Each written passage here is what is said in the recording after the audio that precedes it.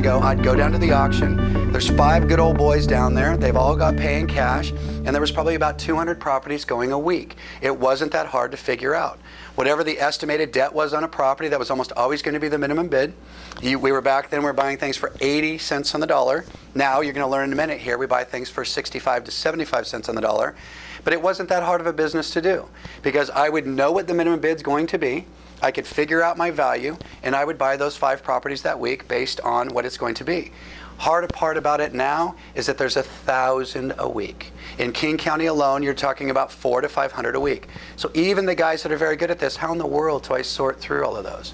So that's the average. The most important question is out of these properties, how many are actually making it to the courthouse footsteps? Because that sounds like such an overwhelming number. But the reality is that there's a smaller percentage that are actually hitting the courthouse footsteps. So now I want you guys to guess again, and I want a percentage. So guess how many out of this 1,000, percentage-wise, do you think are making it to the auction? Give me some guesses. 20%? A little bit higher. 40? Oh, you guys almost got it. It was 30%. Right in the middle. Now, by the way, a lot of people that get into foreclosures, they think, well, look, if I'm going to dedicate my time each week to week, I want to know that there's more than that. 30% doesn't sound like a lot. That's only 300 per week. I want more than that if I'm going to come dedicate my time. You don't. And the reason why is because what's happening to the other 70%. So for a moment right now, I want you guys to think like homeowners. So part of you is an investor and part of you is a homeowner, and you want to know that what's happening to these other 70%. They're saving their home.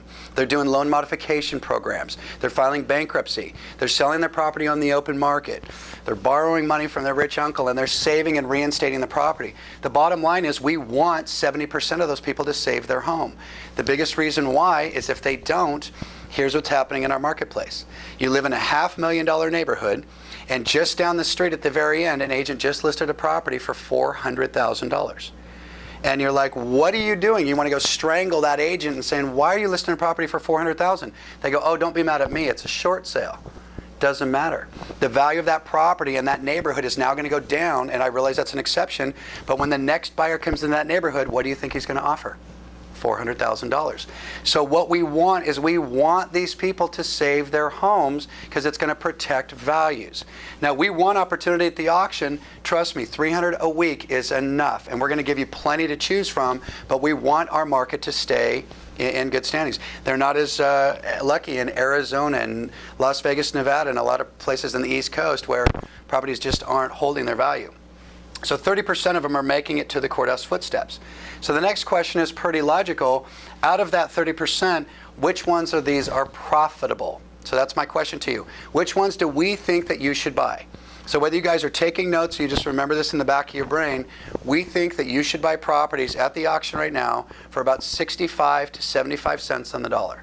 And like I mentioned earlier, that means if I think a property is worth $500,000 in downtown Kirkland, we think that you should buy 70% of that. So around $350,000. So we're buying $300,000 properties for around $200 to $210. $500,000 homes for about $350, $370, and we're buying $1 million homes for around $700 to $750. So my question to you is out of this 30%, what percentage is profitable? I want a percentage of the 30% that make it to the auction. What percentage do you think are around 70 cents on the dollar and good profitable properties? 50%. Wow, dead on. See, he wins the prize in the center of the table. He wins the pen holder. Exactly right. So if you say, I'm going to get involved in foreclosures and I'm going to start coming weekly, so what can I expect? I can expect 1,000 a week. I can expect 300 of those to hit the auction, and about 150 makes sense, and that's in the Tri-County area. So in King County, I can expect about 50 good ones a week. Pierce County, about 35 good ones a week. Maybe Snohomish, 20, 25 good ones a week.